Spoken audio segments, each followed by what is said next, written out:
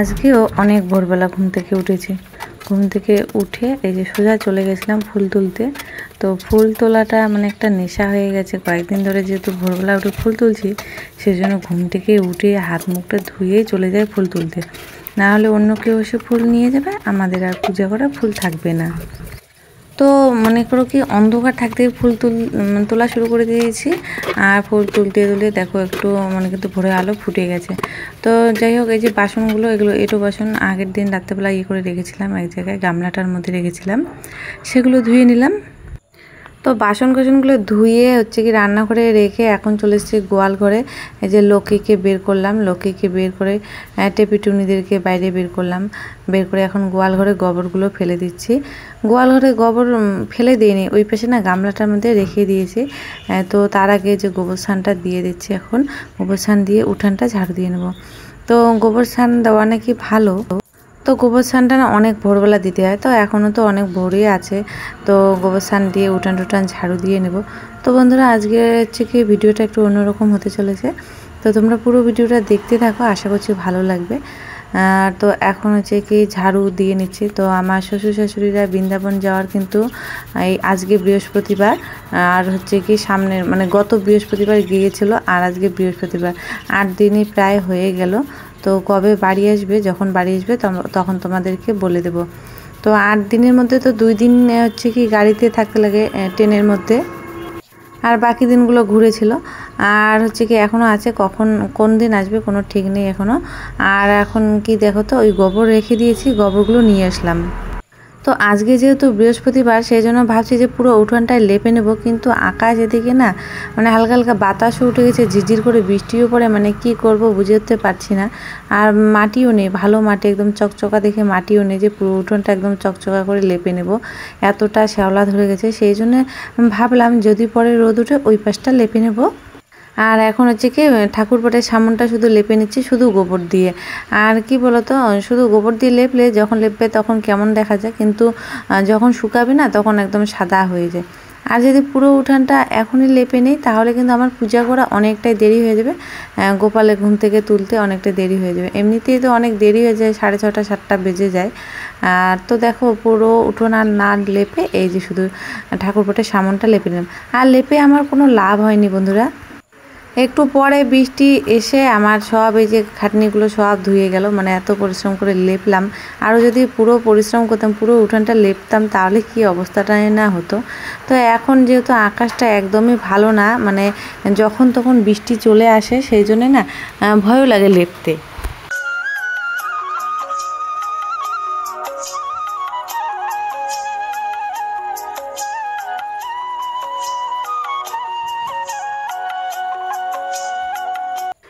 তো হাত মুখ ধুয়ে নিলাম, মোছামুছি করার পর ধুয়ে তারপরে শ্বশুর শাশুড়ির রুমে আসলাম। রুমে এসে রুম দুটো ঝাড়ু দিয়ে নিয়ে এখন এই বারান্দাটা ঝাড়ু দিয়ে নিলাম। তারপরে কি সিঁড়িগুলো এখন ঝাড়ু দিয়ে নিচ্ছি। শুভ সকাল আমার প্রিয় বন্ধুরা, আরও একটি নতুন ব্লগে তোমাদের সবাইকে জানাই অনেক অনেক স্বাগত। তো বন্ধুরা, আজকে বৃহস্পতিবার, এখন সকাল 6টা বাজে। 5টার সময় উঠেছি, 5টা যখন 5 বাজে তখন উঠেছিলাম। মোবাইলের মধ্যে অ্যালার্ম দিয়ে রাখি, মোবাইল দেবার বাবা দেখতে দেখতে কি করে বলতো, যে অ্যালার্ম বাজে কেটে দিয়ে রাখে। আমি তো অ্যালার্ম ছাড়া টের পাইনি, আজকে আবার টের পেয়েছি। তো প্রথমে ভাবলাম যে কি অ্যালার্মের মতো শব্দ শুনলাম, কানে পড়লো, মোবাইলটা খুঁজি নাই, দেখি দেবার বাবার হাতে। তো কি 5টা 5-এ উঠেছি, উঠে যে কাজকর্মগুলো সারলাম। কাজকর্ম সেরে আজকে যেহেতু বৃহস্পতিবার, গাড়ি আসতেছে, আজকে যেহেতু বৃহস্পতিবার সেই জন্য লক্ষ্মী পূজা করতে লাগবে। অল্প একটু লেপা মোছা করলাম, বৃষ্টি পড়তেছে, ঝিরঝির করে বৃষ্টি পড়তেছে, আকাশটা একদম পুরো মেঘ। তো কি বলতো, এ বাবা এত গাড়ি সকালবেলায়, ইস কি আওয়াজ। পুজোর সময় যেহেতু গতকালকে মহালয়া হয়ে গেছে, এখন পুজো ভাব, মহালয়ার পর থেকে কিন্তু সবাই একদম পুজো ভাব, কেনাকাটা আমার দিকে সবাই শুরু করে দেয়, বাড়িঘর পরিষ্কার করে। তো এই পূজার সময় আকাশটা মনে হচ্ছে এবার খারাপই থাকবে। আকাশ এদিকে প্রচণ্ড মেঘ করে আছে, কখন জোরে বৃষ্টি শুরু হবে তার কোনো ঠিক নেই। আমি অল্প একটু মুছলাম, যা আবার কী হচ্ছে পুরো বাড়ি উঠান টুটান লেপতেছে। তো আমি আমার মাটি নেই সেজন্য পুরো উঠান লেপলাম না, লেপেও কোনো লাভ নেই। এই যে আকাশ সেই মেঘ করতেছে, কখন বৃষ্টি চলে যাবে। যাই হোক, দেখতে পাচ্ছ বাগান আমার পিছনে। তো আমি নিতে এসেছি আমের পল্ল। তো আমের পল্ল নিয়ে দেখি কুলেখাড়া শাকের পাতা নিয়ে তারপরে বাড়ি গিয়ে স্নান করবো। সব কাজ আজকে সেরে নিয়েছি, সব কিছু শেষ, এখন শুধু পূজাটা করব। চলো আম পল্ল তুলে নেই।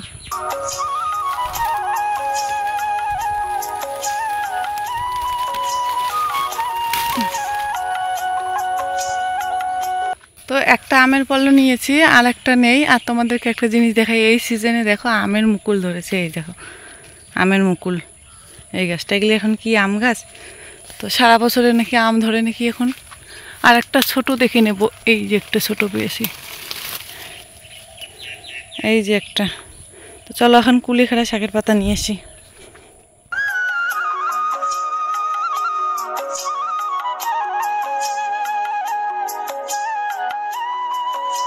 কুলেখাড়া শাকের পাতা নিতে এসে দেখি এই পাশে একটা গাছে এত সুন্দর জবা ফুল ফুটেছে। তো ভাবলাম যে কয়েকটা তুলে নিয়ে যায়, কারণ কি আজকে বৃহস্পতিবার, লক্ষ্মী পূজা করতে পারবো। জানি না লক্ষ্মী ঠাকুরকে জবা ফুল দেওয়া যায় কি না, অতটা তো নিয়মকানুন বেশি জানিও না। যাই হোক, এই যে ফুলগুলো মানে অনেকগুলো ফুল ফুটেছে, যাদের ফুল গাছ তারা তুলেছে, তারপরেও এতগুলো ফুল। তো মানে ফুল দেখলে না মনটা চায় যে ফুল তুলতেই থাকি।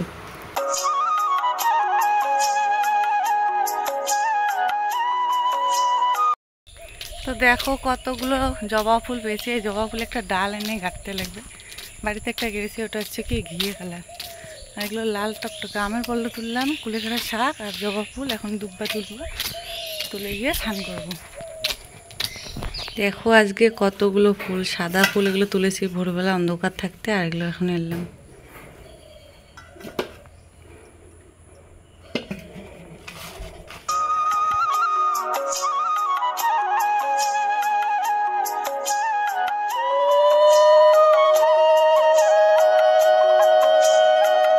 তো বন্ধুরা, আমার পূজা কমপ্লিট। পূজা করে যে গোপালকে মুটুক করে দিয়েছি, হাতে বাঁশি দিয়ে দিয়েছি।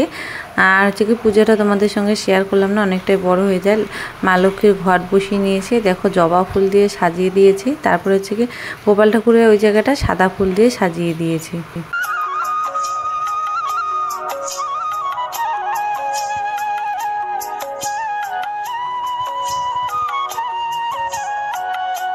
তো পূজা করা কমপ্লিট করে রান্না করে এসে দেবা ঘুম থেকে উঠে পড়েছে। দেবাকে হচ্ছে কুলেখাড়ার রসটা খাইয়ে দিয়ে সুজি বানালাম দুধ দিয়ে।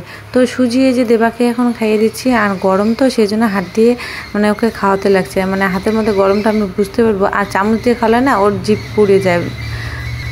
তো দেবাকে সুজি খাওয়ানো হয়ে গেল। আর এদিকে দেখো পূজার জন্য হচ্ছে কি গোপালের জন্য আপেল, কলা আর হচ্ছে কি মিষ্টি নিয়ে এসছে, আর ধূপকাঠি আর হচ্ছে কি ধুনা শেষ হয়ে গেছে, আনতে বলেছিলাম। তো এগুলো নিয়েছে। তো এগুলো ঠাকুর ঘরে এখন রেখে দিচ্ছি। তো ফলমূলগুলো ঠাকুর ঘরে রেখে দিয়ে আমি চলে এসলাম রান্নাঘরের দিকে। বৃষ্টি পড়তেছে দেখতে পাচ্ছ। তো বৃষ্টির মধ্যে আবার দেবা কোলে উঠে পড়েছে, দেখি রান্নাবান্না করছি। ও মানে কোল থেকে নামতে চাইছে না, ওকে নিয়ে রান্না করছি। ওর বাবা হচ্ছে কি স্নান করে পূজা করলো। আর দেখো বন্ধুরা, আজকে কী কী প্রসাদ দেওয়া হয়েছে গোপালকে। যে আপেল দিয়েছে, লাড্ডু আর সন্দেশ নিয়ে এসেছিলো, লাড্ডু আর সন্দেশ দিল। তো বন্ধুরা, এখন বাজে 12:30। কি বাতাস উঠেছে আজকে, সেই বাতাস। একটু তো বৃষ্টিও হলো। যাও তুমি ঘরে যাও। তো অনেকক্ষণ পরে আসলাম। রান্না বান্না তো কি শেয়ার করা হলোই না, ভুলে গেছি, কারণ কি এদিকে বৃষ্টি পড়ছে। দেবাকে মানে অল্প একটু তুলেছিলাম। কী কী রান্না করেছি একটু বলি তোমাদেরকে। মুগের ডাল করেছি, প্রসাদ খাচ্ছি। তো হচ্ছে কি মুগের ডাল রান্না করেছি, পাট শাক ভাজা করেছি, পাঁপড় ভাজা করেছি, তারপরে হচ্ছে কি বেগুন ভাজা করেছি। তারপরে দেবার জন্য সকালবেলা হচ্ছে কি সুজি রান্না করেছিলাম, সুজি আছে। তারপরে আবার খিচুড়ি বানিয়েছি, একটু খিচুড়ি বানিয়েছি। ও মানে যেটা খেতে চাইবে সেটাই খাবে। ও ভাত খেয়েছে অবশ্য। আমরা যখন ভাত খেয়েছিলাম তখন ডাল দিয়ে পাঁপড় ভাজা দিয়ে ভাত খেয়েছিল। তো দুপুরে ওষুধ আছে ওর, তো যেটা খেতে চাবে সেটা খেয়ে ওষুধ খাবে। যেহেতু খাওয়ার আগে ওষুধ আছে, খাওয়ার পরে ওষুধ আছে, সেই জন্য। তো এখন 12:30 বাজে, জল চলেছে। সকালবেলা আজকে জল আসেনি, এই যে জল আসলো একটু আগে, 12টার সময় জল আসলো। আর উঠানটার অবস্থা মানে কি আর বলবো, এত বাতাস, বাতাসের জন্য পুরো উঠানে একদম পাতায় ভর্তি হয়ে আছে। তো উঠানটা এখন আর ঝাড়ু দেবো না, একবারে বিকেলবেলা ঝাড়ু দেবো। তো দেখো উঠানটার কি অবস্থা, ওই দেখো কত পাতা, এই দেখো। তো অনেক পাতা পড়েছে, তো কয়েকটা জামা কাপড় আছে ওর বাবার, তো সেগুলো এখন ধুয়ে দিই। আর লক্ষ্মীকে এনে জল দিয়ে দিয়েছি, মানে বারবার বৃষ্টি আসছে, ঘাসও নেই, ও দাঁড়িয়ে আছে রাস্তার মধ্যে, তো জল তারপরে যে শাকের ঠিগুলো ছিল ওগুলো দিলাম। তো চলো এখন জামা কাপড়গুলো ধুয়ে দিই। ওই যে জামা কাপড়গুলো এখানে বাসের টারে মেলে দিলাম।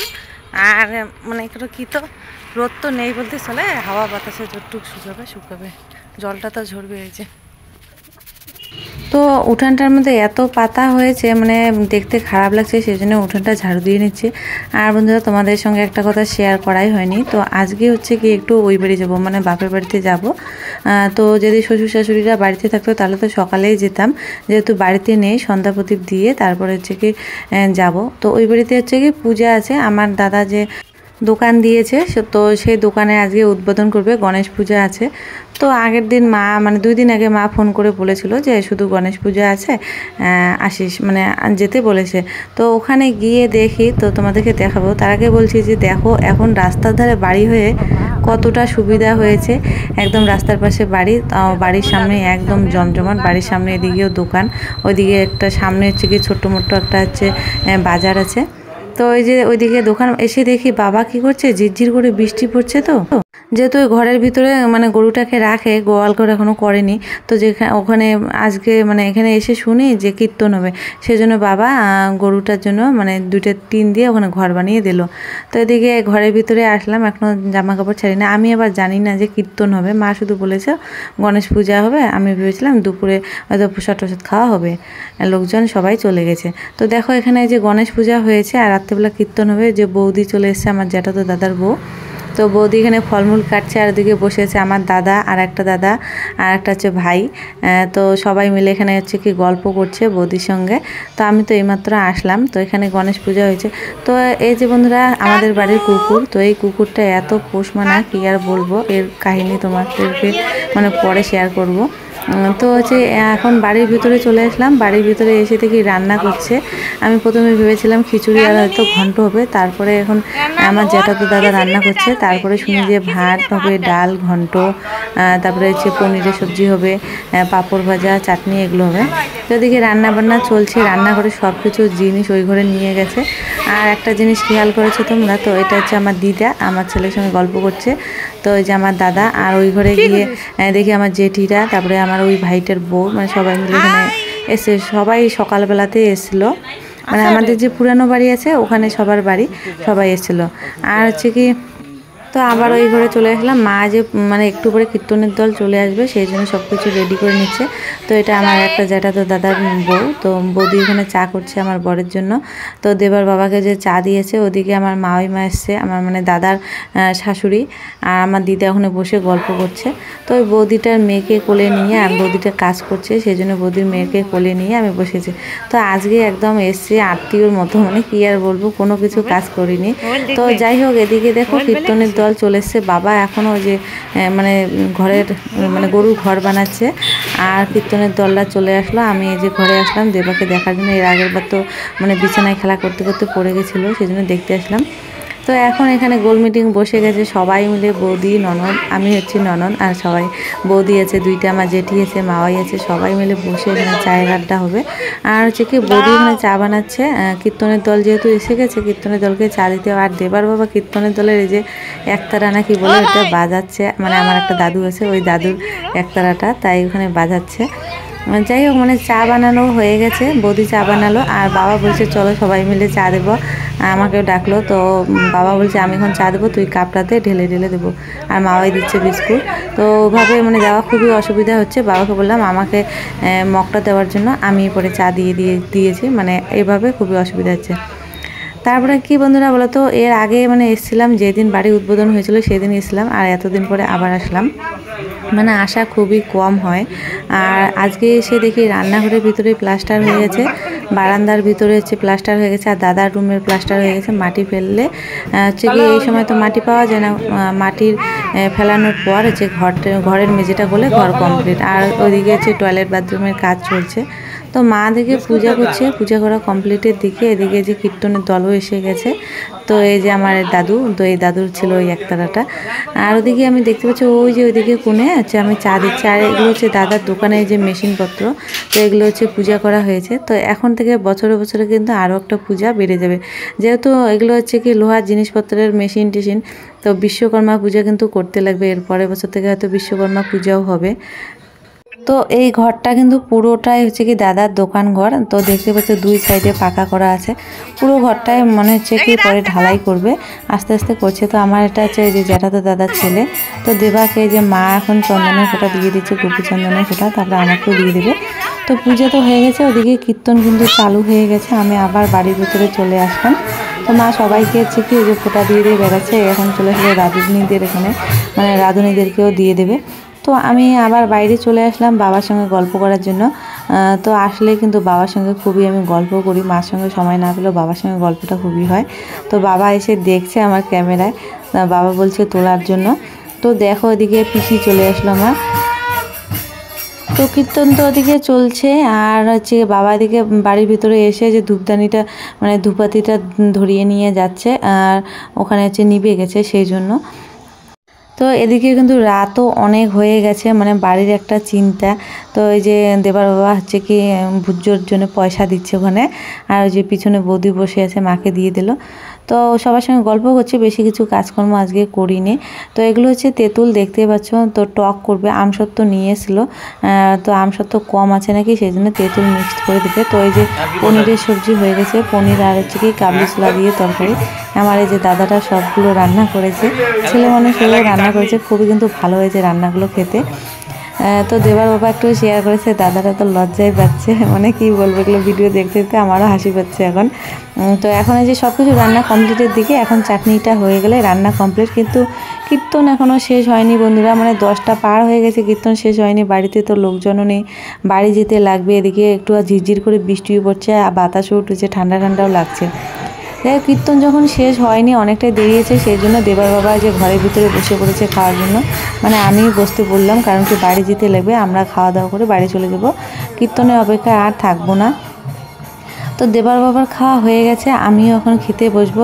তো এদিকে হচ্ছে কি আমার দাদা শ্বশুরবাড়ির লোকজন বসেছে, আর এরপরে আমি বসবো, আমি নিয়ে বসবো। ওই যে আমি থালের মধ্যে রেডি করছি, আর এদিকে মা হচ্ছে কি বৌদির জন্য ভাত রেডি করছে, কারণ বৌদির ভাই এসে, ভাই খাওয়া দাওয়া করে বাড়ি যাবে, আর বৌদির জন্য খাবার নিয়ে যাবে, প্রসাদ নিয়ে যাবে। তো আমি এদিকে বসে পড়েছি, যে মাওয়াই দিচ্ছে, মানে নতুন মাওয়াই কিন্তু আমার বৌদির মা, তো আমাকে খাবার দিচ্ছে। তো বন্ধুরা, মানে কীর্তন এখনও শেষ হয়নি, এখন কয়টা বাজে, 10:30 কি 11:30 মতো বেজে গেছে। তো মানে কীর্তনের অপেক্ষা না করে দেখো আমরা চলে আসলাম বাড়িতে। যেহেতু লোকজন নেই, আর দুই বাড়ি পাশের যে দুই বাড়ি আছে, এত রাত পর্যন্ত তো আমাদের জন্য জেগে থাকবে না, সবাই ঘুমিয়ে পড়েছে। তো এই যে গ্রিলের এপাশে তালা দিয়ে ভিতর পাশে যে আমাদের গেটটা আছে, ভিতর পাশে বন্ধ করে দিয়েছিলাম, ভিতর পাশে বন্ধ করে দিয়ে এই পাশ দিয়ে ঘরের ভিতর ঢুকে এই যে দেখো এখন এই পাশে আসলাম, বাড়ির ভিতরে এসে দেবার বাবাকে গেটটা খুলে দিলাম, গাড়িটা এখন হচ্ছে কি ভিতরে রাখবে। যাই হোক বন্ধুরা, দেবা তো ঘুমিয়ে পড়েছে, ঘুমোতে ঘুমোতে আসলো। তো আজকের জন্য এখানে টাটা, দেখা হচ্ছে আরও একটি নতুন ব্লগের সঙ্গে।